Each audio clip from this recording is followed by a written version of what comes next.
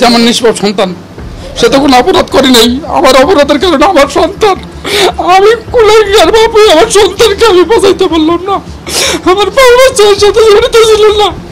আমি অনেক বেতন দিতেন নাকি?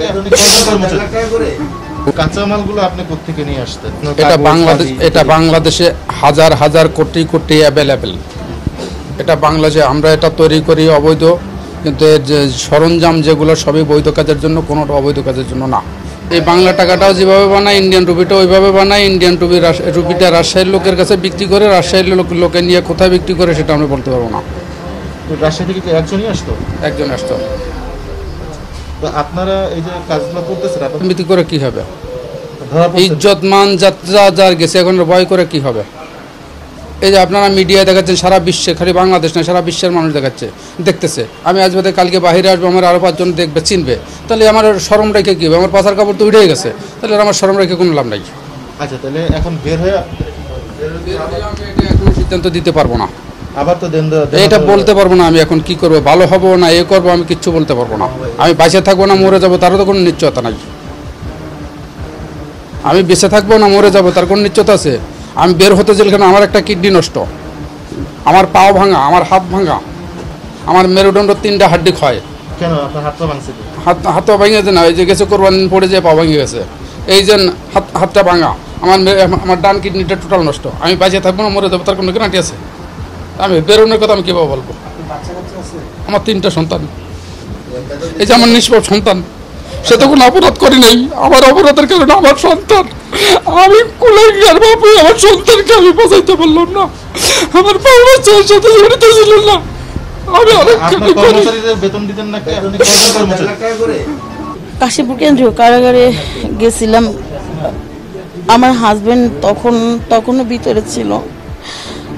মূলত আমি এই ব্যবসা করতাম না, যে আইস আমার কাছে পাইছে, তা আমার হাজবেন্ড আমাকে টাকা রিসিভ করতে বলতো, তো আর আমারে বলছিল যে একটা লোক এসে প্যাকেট দিয়ে যাবে, ওনারে দিয়ে যেতে। তো তখন নার্কোটিক্সের টিম আমার বাসায় আসে,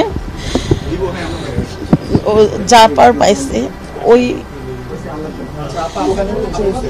জি, এখন আমরা বসুন্ধরা থেকে এক শিক্ষিত মহিলা, যার ছেলেপেলেরা প্রাইভেট ইউনিভার্সিটিতে এবং ইংলিশ মিডিয়াম স্কুলে পড়ে, উনি জেলখানাতে এদের সাথে পরিচিত হয়েছে ইয়াবার মামলাতে চালান হওয়ার পরে।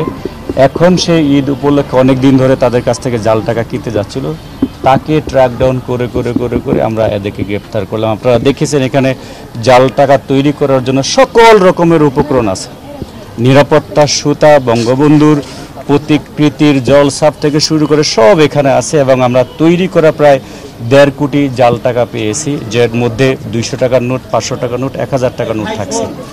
আগে আমরা জানতাম 500 টাকা বা 1000 টাকার নোটকে জাল করা হয়, এই জন্য এখন মানুষরা 500 টাকা 1000 টাকার নোট নেওয়ার সময় নানাভাবে নাড়াচাড়া করে অথবা সেগুলিকে পরীক্ষা নিরীক্ষা করে, সেই জন্য তারা এখন 100 টাকার নোট এবং 200 টাকার নোটকেও তৈরি করা শুরু করেছে, যেটা অত্যন্ত ভয়ানক।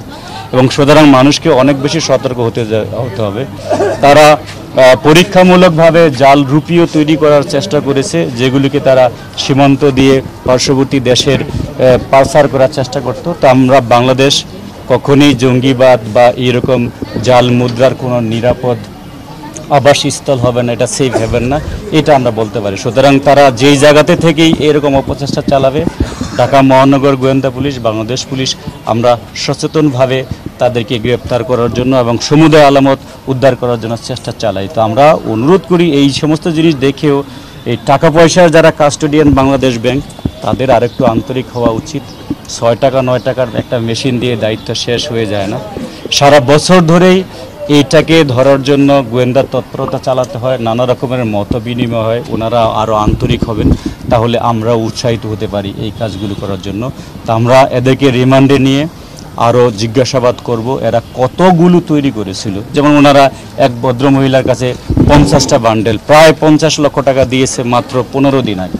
তার মানে একজনকেই যদি সে 50 লক্ষ টাকা দিতে পারে, এর মানে তার যদি 15 জন 20 জন এরকম পাইকার থাকে, তাদের কাছে কত টাকা তারা বাজারে ছড়িয়েছে। আমরা সেই কারণে দেশবাসীকে বলবো, যখন টাকা মোটা অঙ্কের টাকা আপনারা গ্রহণ করবেন সেগুলোকে নেড়েচেড়ে দেখবেন, সম্ভব হলে পরীক্ষা করে দেখবেন আইনশৃঙ্খলা রক্ষাকারী বাহিনী দ্বারা, যেন আপনারা প্রতারিত না হন।